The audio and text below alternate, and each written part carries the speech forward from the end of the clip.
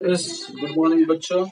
So today we are going to see the next part of atom structure of atom. Structure of atom जो अभी तक हमने देखा है, हमने क्या देखा था लास्ट इसमें प्रॉपर्टीज दैट इज जो प्रॉपर्टीज है सब एटॉमिक पार्टिकल्स के इलेक्ट्रॉन प्रोटॉन और न्यूट्रॉन के हमने लास्ट लेक्चर में प्रॉपर्टीज देखे थे and we have seen the discovery of electrons देखा था हमने कि इलेक्ट्रॉन का डिस्कवरी कैसे जो थॉमसन करते हैं with the help of cathode ray tube experiment. Now we will see the discovery of protons. हमने कुछ पार्ट ले लिया था. रुदरफोर्ड कैसे अल्फा पार्टिकल्स जो है इस पे बम्बार्ड करते हैं, गोल्ड फॉइल पे बम्बार्ड करते हैं. खासकर ट्रांसम्यूटेशन हमने देखा था, जो नाइट्रोजन का ट्रांसम्यूटेशन होता है ऑक्सीजन में and with the release of hydrogen, hydrogen के रिलीज से. ठीक है. तो रुदरफोर्ड ने क्या बताया था बच्चों कि रुदरफोर्ड ने बताया कि ऐसा जो नाइट्रोजन का ट्रांसम्यूटेशन हुआ किसमें हुआ था, ऑक्सीजन में हुआ था. तो ऐसे ही ट्रांसम्यूटेशन आप किसके कर सकते हो, अदर एलिमेंट्स पे भी कर सकते हो and with the release of each time जो हाइड्रोजन है वो क्या होगा, रिलीज होगा. तो इस पे से उन्होंने क्या कंक्लूड किया कि हाइड्रोजन अगर हर बार रिलीज हो रहा है मतलब there should be presence of hydrogen. Hydrogen कहाँ रहना चाहिए, न्यूक्लियस के अंदर रहना चाहिए. एटम के अंदर हाइड्रोजन का प्रेजेंस रहेगा तभी तो रिलीज करेगा. तो हाइड्रोजन का प्रेजेंस कहाँ रहना चाहिए, with in the nucleus, nucleus में रहना चाहिए. ओके. सो इसको ही लेटर ऑन क्या बोला गया, रीनेम्ड एज प्रोटॉन. उसको ही क्या बोला गया, प्रोटॉन. तो लास्ट लेक्चर में हमने इधर तक ही देखा था और हमने गोल्ड फॉइल का जो एक्सपेरिमेंट है अभी हम लोग ये लेक्चर में डिटेल में देखने वाले हैं. सो देखो, ये है सोर्स ऑफ अल्फा पार्टिकल्स हमको दिख रहा है. ओके. तो अल्फा पार्टिकल्स का बच्चों क्या है, दैट इज अल्फा पार्टिकल्स मतलब nothing but the helium nucleus. Okay. Helium को ही ऐसे लिख सकते हैं हम लोग, या ट्वाइस अल्फा 4.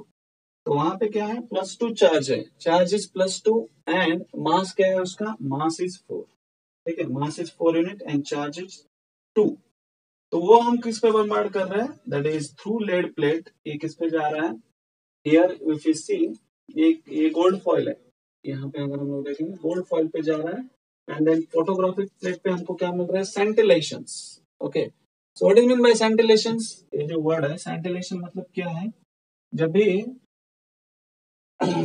जब भी जो रेज है, रेज अगर स्ट्राइक होते हैं कहाँ पे, फोटोग्राफिक प्लेट पे, अगर वो फ्लोरोसेंस प्रोड्यूस कर रहा है, फ्लोरोसेंस मतलब वहां पे ब्राइट लाइट प्रोड्यूस करता है, फ्लोरोसेंस अगर प्रोड्यूस कर रहा है तो हम उसको क्या बोलते हैं, that is called as scintillations. Okay. उसको क्या बोलते हैं हम लोग, सेंटिलेशन. स्पेसिफिकली अगर जब भी चार्ज पार्टिकल है, चार्ज पार्टिकल अगर स्ट्राइक होता है फोटोग्राफिक प्लेट पे तो उसको हम लोग क्या बोलते हैं, that is it produces fluorescence. और उसको हम लोग क्या, फ्लोरोसेंस मतलब ब्राइट लाइट प्रोड्यूस करना, तो उसको हम लोग क्या बोलते हैं, दैट इज कॉल्ड एज सेंटिलेशंस. उसको हम लोग क्या बोलते हैं, सेंटिलेशंस.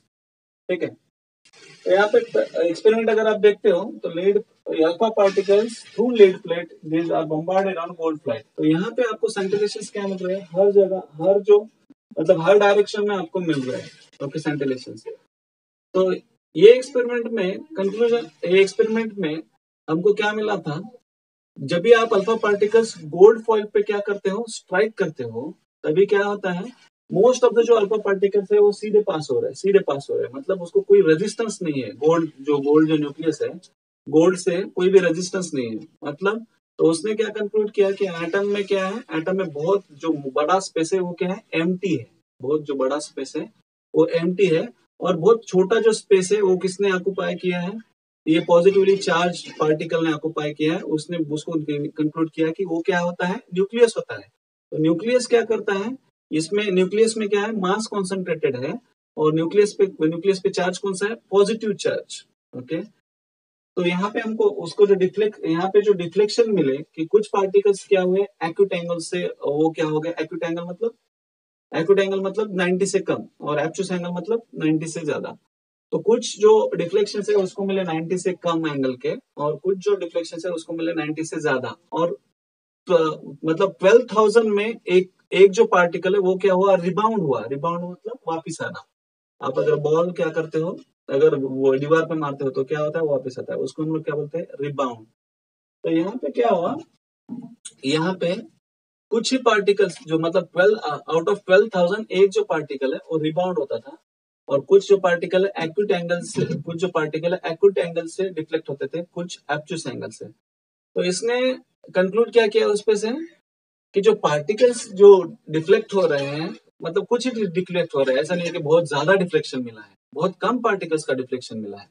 सो व्हाट ही कंक्लूडेड कि एटम्स में क्या रहता है, पॉजिटिवली चार्ज पार्टिकल रहेगा क्योंकि इसके पास पॉजिटिव चार्ज है। ओके, दिस इज +2 चार्ज, और गोल्ड के पास पॉजिटिव चार्ज रहेगा तभी तो वो क्या करेगा, रिपल्सन करेगा, क्योंकि लाइक चार्जेस क्या करते हैं, रिपल्सन करते हैं, और unlike charges that is positive और नेगेटिव क्या करेंगे, अट्रैक्शन, उसमें अट्रैक्शन रहेगा। तो यहाँ पे क्या है, लाइक चार्जेस है, लाइक चार्जेस में क्या होगा, it there will be repulsion. Okay, वहां पे रिपल्शन होगा। तो ये +2 पॉजिटिव चार्ज जब भी करते हैं तो कुछ ही डिफ्लेक्ट हो रहे हैं, मतलब वहां पे पॉजिटिव चार्ज का प्रेजेंस है गोल्ड में, but it is very small. मतलब तो इस पे से उसने कंक्लूड किया कि एटम में क्या रहता है, बहुत कम जो स्पेस है, it is occupied by positively charge nucleus. Okay, 10 nucleus का डिस्कवरी हुआ। ठीक है, ओके, उसके बाद क्या हुआ, उसके इसी इसकी वजह से क्या हुआ, न्यूक्लियस का डिस्कवरी हमको मिला कि वहां पे there is a presence of nucleus. Okay, and later on ये हुआ 1911 तक। तो 1920 में उसने क्या किया, ट्रांसम्यूटेशन, 1919 में उसने क्या किया, ट्रांसम्यूटेशन कर दिया। क्या था वो ट्रांसम्यूटेशन, हमने लास्ट लेक्चर में वैसे देखा ही है। व्हाट वाज दैट, आप क्या कर रहे हो, यहाँ पे लिखता हूँ रिएक्शन हियर, इफ यू क्या कर रहे हो, 7n14 पे अल्फा पार्टिकल्स बम्बार्ड कर रहा है, तो आपको क्या मिल रहा है, 8O17 मिल रहा है, और plus with the release of hydrogen gas. तो हाइड्रोजन गैस रिलीज हो रहा है, तो उसने क्या किया, बोला कि ऐसा हर एक एलिमेंट के साथ हो सकता है। Okay, it is not only transmutation, बोलते हैं ट्रांसम्यूटेशन मतलब नाइट्रोजन का कन्वर्जन किसमें हुआ है, ऑक्सीजन में कन्वर्जन हुआ है। Okay, with the release of hydrogen gas. तो ऐसा उसने बोला कि हर एक एलिमेंट के साथ आप ऐसा कर सकते हो। तो अगर ऐसा हो रहा है हर एक एलिमेंट में, means there should be presence of hydrogen in each element. तो ये जो हाइड्रोजन न्यूक्लियस है, लेटर ऑन इसको ये नाम क्या मिला, गोल्डस्टीन। गोल्डस्टीन ने क्या नाम दिया उसको, प्रोटॉन। गोल्डस्टीन जो साइंटिस्ट है उसने उसको नाम क्या दिया, ये जो हाइड्रोजन न्यूक्लियस है, प्रोटॉन। ओके, दस डिस्कवरी ऑफ प्रोटॉन हैपेंड, इसके वजह से क्या हुआ, प्रोटॉन का डिस्कवरी हुआ। So this is about the alpha scattering experiment, that is Rutherford scattering experiment on the, that is bombardment of alpha particles on gold foil, giving n number of क्या होगा, deflections. Most of the जो particles है वो straightly pass होते हैं. Okay, and does lead to the discovery of दो चीजें, that is hydrogen nucleus वहां पे मिला. Okay, उसको हम लोग बाद में नाम क्या दिया, that is gave, that is Goldstein ने क्या नाम दिया, गोल्डस्टीन ने नाम दिया उसको प्रोटॉन। सो नाउ ये हो गया प्रोटॉन के डिस्कवरी के बारे में। Now we will discuss about discovery of neutron. Neutron की डिस्कवरी क्या होती है, तो न्यूट्रॉन की डिस्कवरी क्या है, न्यूट्रॉन को that is discovered by James Chadwick in 1932। ये क्या किया, जेम्स चैडविक ने डिस्कवर किया 1932 में। तो यहाँ पे देखो, इट इज 1932, जेम्स चैडविक। तो इसने क्या किया, ये पोलिनियम सोर्स है। पोलिनियम क्या है, रेडियो एक्टिव एलिमेंट है, ठीक है ना। पोलिनियम सोर्स क्या करता है, रेडियो एक्टिव एलिमेंट है। तो ये क्या प्रोड्यूस करेगा, it itself acts as energy source. तो रेडियो एक्टिव जो एलिमेंट है वो खुद क्या करते हैं, एनर्जी प्रोड्यूस करते हैं। ओके, तो इसको they themselves act as a source of energy. तो यहाँ पे पोलिनियम से पोलिनियम अल्फा पार्टिकल जब भी आप बम्बार्ड करते हो, अल्फा पार्टिकल्स प्रोड्यूस हो रहे हैं पोलिनियम से। तो अल्फा पार्टिकल जो प्रोड्यूस होते हैं वो बम्बार्ड किस पे किए, बेरिलियम। बेरिलियम पे प्रोड्यूस करने के बाद आपको क्या मिला, दो चीजें मिली यहाँ पे, पैराफिन मिला है, that is nothing but the carbon मिलता है, and neutron you got. Okay, तो he got the particles having no charge and having क्या है, कुछ मास है उस पे। ओके, मास है, दैट इज सिग्निफिकेंट मास, हम लोग बोल सकते हैं सिग्निफिकेंट मास है, तो वो मिला। ओके, लेटर ऑन वही आप न्यूट्रॉन किस पे बम्बार्ड कर रहे हो, पैराफिन पे, then you are getting protons. तो इन जनरल इसमें जो एसेंस जो है इस एक्सपेरिमेंट का, हम लोग बोल सकते हैं कि अल्फा पार्टिकल्स उसने किस पे बम्बार्ड किए, बेरिलियम। तो बेरिलियम क्या है, 4 बेरिलियम 19। तो ट्वाइस 84 आप ले सकते हो, या ट्वाइस अल्फा 4। बॉम्बार्ड होने के बाद क्या मिला, 4 2 6 6 से 12, ओके 6 से 12 मिलता है और 0 या 1, ठीक है। तो this is nothing but neutron, okay, having no charge but having significant mass, okay, having no charge but having significant mass. तो अगर हम लोग इलेक्ट्रो, ओके, सो बेरिलियम पे क्या बम्बार्ड किया है, अल्फा पार्टिकल बम्बार्ड किया है and to get this is paraffin, paraffin मतलब अल्केन्स को बोलते हैं, that is organic compounds, organic compounds, that is basically कौन है, alkane, okay. So this is about discovery of क्या है, neutrons. It is discovered by James Chadwick by bombarding alpha particle on beryllium to get carbon.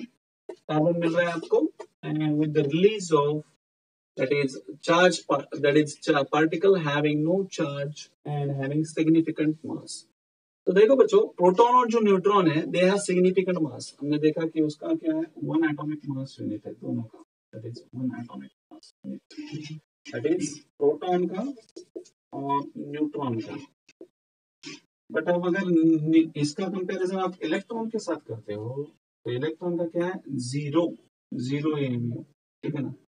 सो आप तीनों particle को अगर मास comparison करोगे तो तीनों पार्टिकल्स में मास सिग्निफिकेंट किसके पास है, प्रोटॉन और न्यूट्रॉन के पास ही सिग्निफिकेंट मास है, दैट इज 1 एमयू दोनों के पास।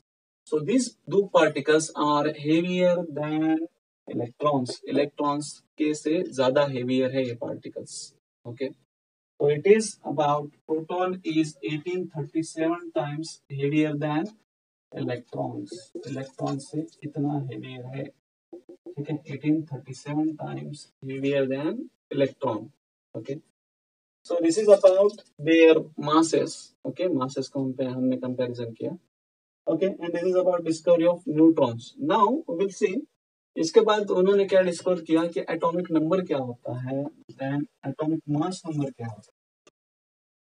So atomic number, what is atomic number? Atomic number is nothing but the number of क्या है, प्रोटॉन और electron present in an atom, उसको हम लोग क्या बोलते हैं, that is called as atomic number, okay. क्या है atomic number, that is atomic number, define कैसे किया है, द नंबर ऑफ प्रोटॉन्स और, ठीक है, और electrons present in an atom is known as atomic number, is known as atomic number। और इसको डिनोट कैसे करते हैं बच्चों, and denoted by z, z से इसको डिनोट करते हैं, ठीक है। सो आइदर प्रोटॉन और इलेक्ट्रॉन, ये दोनों का नंबर हम लोग इसको क्या बोलेंगे, that is called as atomic number. एक न्यूट्रल एटम अगर है, न्यूट्रल एटम मतलब कैसा होता है बच्चों, दैट इज 11 अगर हम लोग कंसीडर कर रहे हैं तो न्यूट्रल एटम मतलब जिसपे कोई चार्ज नहीं है उसको हम लोग क्या बोलते हैं, that is called as neutral atom. अगर एक न्यूट्रल एटम है तो न्यूट्रल एटम में क्या रहता है, न्यूट्रल एटम में number of protons and number of electrons are always equal, हम लोग क्या बोलेंगे, ये न्यूट्रल एटम हो गया, ठीक है ना। Example, this is neutral atom,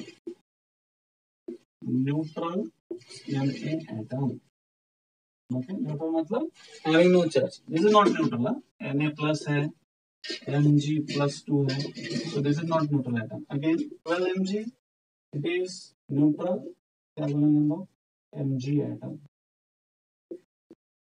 these are not neutral, not neutral, इसको बोलेंगे not neutral, दोनों पे क्या है, चार्ज है, ठीक है ना, उसको हम लोग न्यूट्रल बोलेंगे। तो यहाँ पे एक न्यूट्रल हम लोग लिख सकते हैं, कंक्लूजन क्या कर सकते हैं कि न्यूट्रल आइटम में number of protons and electrons always remain same. तो यहाँ पे लिखेंगे इन न्यूट्रल आइटम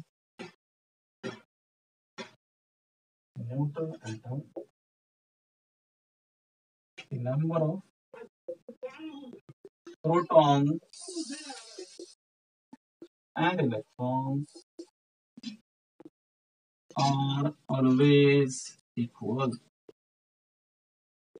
ठीक है, तो यहाँ पे क्या है बच्चों, अगर हम लोग 11 Na का बात करेंगे तो यहाँ पे 11 प्रोटॉन और 11 इलेक्ट्रॉन्स है। Here there are 11 protons and 11 electrons। तो यहाँ पे बात करेंगे 12 Mg, 12 proton and 12 electrons are there। ठीक है, आप हर एक एलिमेंट को कंसिडर कर सकते हैं, ठीक है ना। दैट इज 20 कैल्शियम है, 19 पोटेशियम है, 18 आर्गन है। तो हर एक जो उसका एटॉमिक नंबर है, मतलब it represents number of protons and electrons, दोनों इक्वल रहेंगे। 18 protons 18 electrons in argon, whereas 20 calcium में आप देखोगे तो कैल्शियम में क्या है, 20 protons and 20 electrons. So this number is going to remain same, ठीक है, till it does not form charge. ठीक है ना, in neutral atom, only till neutral atom. अगर चार्ज फॉर्म होगा तो यहाँ पे क्या होगा, देयर विल बी चेंज। ठीक है, प्लस फॉर्म हो रहा है मतलब क्या हो रहा है, एक इलेक्ट्रॉन बाहर जा रहा है। अगर यहाँ पे मैं देखूंगा, यहाँ पे आपको बोलता हूँ Na प्लस हो रहा है, देखो 11 Na, सो Na प्लस 2,8 प्लस इलेक्ट्रॉन। तो इलेक्ट्रॉन यहाँ पे बाहर जा रहा है, इलेक्ट्रॉन बाहर जा रहा है मतलब ये प्रोटॉन। तो देखो यहाँ पे इलेक्ट्रॉन बाहर गया, तो पहले हमारे पास न्यूट्रल एटम में कितने प्रोटॉन और कितने इलेक्ट्रॉन है, 11 प्रोटॉन और 11 electron. But after the donation of electron, electron बाहर जाने के बाद यहाँ पे कितने प्रोटॉन और कितने इलेक्ट्रॉन हो गए, 11 प्रोटॉन एंड 10 इलेक्ट्रॉन हो गए यहाँ पे अभी। ठीक है, यहाँ पे 11 प्रोटॉन और 10 इलेक्ट्रॉन। इस केस में यहाँ पे 12 Mg में देखो इट इज 2,8,2, ये क्या करेगा, this is going to form Mg plus 2 electrons, Mg plus 2 electrons. तो यहाँ पे देखो बच्चों, यहाँ पे 2 इलेक्ट्रॉन गए बाहर। ओके, यहाँ पे क्या आएगा 2,8। तो यहाँ पे प्रोटॉन कितने हैं, प्रोटॉन एज इट इज रहेंगे 12, प्रोटॉन के इसमें कुछ डिफरेंस नहीं है, सिर्फ बाहर कौन गया है, इलेक्ट्रॉन। तो यहाँ पे कितना है, हियर मैग्नीशियम में 12 प्रोटॉन, इस केस में हम ओके यहाँ पे ओके 11 Na, और यहाँ पे इस केस में कितने हैं, 12 प्रोटॉन्स एंड 10 इलेक्ट्रॉन्स। ठीक है, कितने प्रोटॉन्स है, 12 प्रोटॉन्स है और 10 इलेक्ट्रॉन्स है। तो ये आपको जानना पड़ेगा, क्योंकि जितने इलेक्ट्रॉन बाहर जा रहे हैं उतने को सिर्फ माइनस करना है। ठीक है ना, यहाँ 2 जा रहे हैं बाहर, तो 12 minus 2 that is 10 electron will be there. Okay, last हम लोग एल्यूमिनियम का एक एग्जांपल देखते हैं। 13 aluminium 2,8,3, so it is going to be Al plus 3, तो ये बन जाएगा 2,8 और 3 इलेक्ट्रॉन्स यहाँ बाहर जा रहे हैं। इस केस में 3 इलेक्ट्रॉन बाहर जा रहे हैं, तो हम लोग क्या बोलेंगे, यहाँ पे कितने इलेक्ट्रॉन और कितने प्रोटॉन है, 13 प्रोटॉन। प्रोटॉन में कोई डिफरेंस नहीं है बच्चों, सिर्फ चेंज कहाँ पे हो रहा है, इलेक्ट्रॉन। बिकॉज इलेक्ट्रॉन क्या कर, यहाँ पे क्या इलेक्ट्रॉन क्या हो रहा है, डोनेट हो रहा है। तो यहाँ पे क्या आएगा, 10 प्रोटॉन 13 प्रोटॉन और 10 इलेक्ट्रॉन्स, क्या रहेंगे, 10 इलेक्ट्रॉन्स, क्योंकि 3 इलेक्ट्रॉन बाहर चले गए। ओके, सिमिलरली आप बोलेंगे सर सिर्फ कैटायन देखा, हम लोग आयनायन भी देखते हैं, आयनायन में कैसे होता है। ठीक है, एक कुछ सर्टेन एग्जांपल हो गए कैटायन के। अभी आयनायन के कुछ एग्जांपल दिखते हैं, तो जहां पे क्या होता है, वो क्या करते हैं, इलेक्ट्रॉन एक्सेप्ट करते हैं। तो उस केस में क्या होगा, देखो आयनायन में Cl है, that is 17 Cl 2,8,7 plus electron accept करेगा। तो यहाँ पे कितना हो जाएगा, it is going to be Cl minus, तो ये बन जाएगा 2,8,8। ठीक है, ये बन जाएगा 2,8,8। तो अभी देखो बच्चों, तो नंबर ऑफ प्रोटॉन है, इस केस में आप देखो 17 प्रोटॉन्स एज इट इज रहेंगे। ठीक है, बट इलेक्ट्रॉन्स देखो इसने एक्सेप्ट किया, तो इलेक्ट्रॉन्स क्या हो गए, it is going to 18 electrons, क्या हो गए 18 इलेक्ट्रॉन्स। समझ में आया क्या, इट इज 18 इलेक्ट्रॉन्स। ठीक है, और जो भी रहे देखो, आपने पॉजिटिव चार्ज दिखा रहे हो मतलब उतने आपके पास एक्स्ट्रा क्या है, प्रोटॉन है। अगर मैं यहाँ पे Na प्लस दिखाता हूँ, ओके, मीन्स 11 क्या है यहाँ पे, प्रोटॉन, और इलेक्ट्रॉन कितने हैं, 10 इलेक्ट्रॉन। मतलब मेरे पास क्या है, इलेक्ट्रॉन और प्रोटॉन को कंपेयर करेंगे तो क्या है, एक जो प्रोटॉन है दैट इज एक्स्ट्रा, तो आप एक्स्ट्रा जो चार्ज है, एक्स्ट्रा जो प्रोटॉन है, आप कैसे दिखा रहे हो, that is you are indicating by positive charge.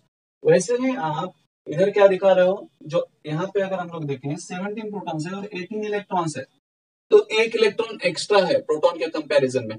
तो जो एक्स्ट्रा इलेक्ट्रॉन है आप कैसे दिखाते हो, you are indicating in the form of charge, आप चार्ज के फॉर्म में वो इंडिकेट कर रहे हो, दैट इज Cl माइनस। ठीक है, तो ये चीज आपको समझना बहुत इंपॉर्टेंट है, ठीक है ना, क्योंकि आगे हम लोग रेडियस का रेशियो लेते हैं, तो N/P ratio that is neutron, that is proton two electron ratio लेते हैं, E/P ratio, sorry E/P ratio हमको लेना पड़ता है आयनिक रेडियस और एटॉमिक रेडियस में, ठीक है ना। तो तभी आपको E/P नंबर ऑफ इलेक्ट्रॉन्स और नंबर ऑफ प्रोटॉन्स कितने हैं ये पता होना चाहिए। तो न्यूट्रल एटम में तो पता चलेगा, बट बाकी जो भी चार्ज रहेंगे आयनिक रेडियस में खासकर, तो आयनिक रेडियस में चार्ज अगर आपको नहीं मतलब नहीं समझ में आ रहा है, देन यहाँ पे मिस्टेक होने का बहुत चांसेस है, ठीक है। तो अगेन तो यहाँ पे मैं यहाँ पर और एक एग्जांपल लेता हूँ इसका। सल्फर क्या करता है, 2 इलेक्ट्रॉन्स एक्सेप्ट कर रहा है, दैट इज 16 सल्फर। ये क्या होता है 2,8,6, 2 इलेक्ट्रॉन एक्सेप्ट करके क्या बन जाएगा ये, it is going to be S2 minus, तो क्या हो जाएगा S2 minus, that is 2,8,8। Now see here, यहाँ पे देखो नंबर ऑफ इलेक्ट्रॉन्स क्या हो गया बच्चों, नंबर ऑफ अगर हम लोग यहाँ पे कितने इलेक्ट्रॉन्स है, 16 प्रोटॉन्स है, ओके। तो डिफरेंस कहाँ गया, इलेक्ट्रॉन्स दो उसने एक्सेप्ट किया, तो इलेक्ट्रॉन्स कितने हो गए बच्चों, 18 इलेक्ट्रॉन्स।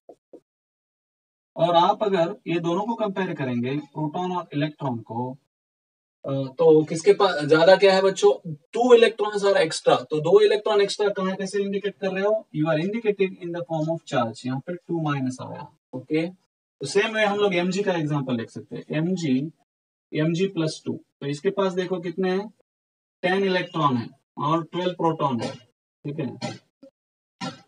तो 12 प्रोटॉन है, मतलब 2 प्रोटॉन इसके पास क्या है, ज्यादा है, ओके, इलेक्ट्रॉन के कंपैरिजन में। तो दो जो प्रोटॉन है हम लोग कैसे इंडिकेट कर रहे हैं, इन द फॉर्म ऑफ चार्जेस। तो आपको एक हम लोग कंक्लूजन क्या कर सकते हैं इस पे से, कि जो भी चार्ज आपके वो जो एटम के सिर पे दिख रहा है, दैट इज पॉजिटिव और negative, it indicates extra number. अगर पॉजिटिव चार्ज है तो जितना भी पॉजिटिव चार्ज है, +2 चार्ज है, मतलब क्या है, उसके पास 2 इलेक्ट्रॉन्स क्या है, 2 इलेक्ट्रॉन। तो पॉजिटिव चार्ज अगर है, +2 अगर है, तो वी शुड अंडरस्टैंड कि उस पे उसके पास क्या है, +2 है, मतलब 2 प्रोटॉन्स ज्यादा है इलेक्ट्रॉन से ज्यादा। अगर -2 है तो वी शुड अंडरस्टैंड कि उसके पास 2 इलेक्ट्रॉन एक्स्ट्रा है इन कंपैरिजन विद प्रोटॉन्स, ठीक है। तो this is about atomic number, so I hope it is understood. हम लोग नेक्स्ट लेक्चर में हम लोग देखेंगे एटॉमिक मास नंबर, ओके बच्चों।